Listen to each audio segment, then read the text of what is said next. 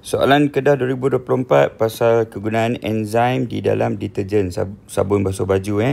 Jadi yang ni konsep dia saya ada explain dalam video sebelum ini tentang aplikasi enzim. Dalam deterjen tu kita tambah dengan enzim LIPA. 3 enzim ni lah kita panggil 3 LIPA. Jadi untuk soalan tu, dia kata suri rumah tu basuh baju dengan air sejuk pula. Maybe ini dekat UK lah kot, waktu winter kan, air sangat sejuk. Jadi apa berlaku? Pakaian tu dia kurang berkesan. Kotoran tu kurang ditanggalkan lah. What happened? Jadi bila suhu airnya sejuk refers to temperature. Kita bercerita pasal faktor suhu. Jadi awak ceritalah, gunakan point ini ya. The rate of reaction rendah, kinetic energy rendah, frequency of effective coalition rendah. Kalau tak tahu ini benda apa, boleh tengok video yang sebelum ini penerangan pasal faktor suhu. Itu sahaja.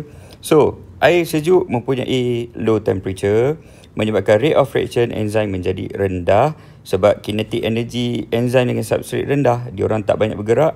Frequency of effective coalition, perlanggaran berkesan pun rendah juga. Okay. Right. Lagi satu soalan pasal deterjen. Yang ni dia twist sikit daripada SMKA 2024.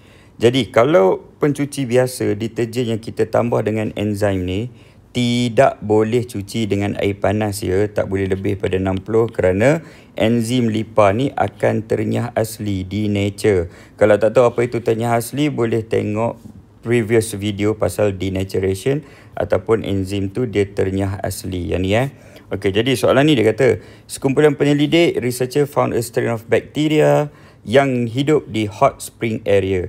Jadi bila hot ni kita assume more than 60 degree Celsius lah.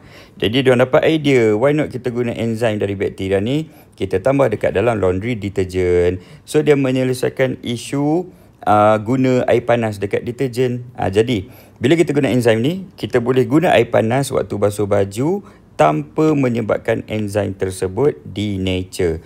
So the higher temperature of water can be used with the detergent, with enzyme, without the enzyme being denature.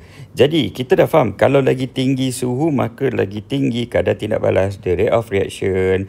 Hal ini menyebabkan lagi cepatlah baju kita dibasuh. So the washing process become faster. The dirt can be removed more easily. Itu bahasa Melayu punya.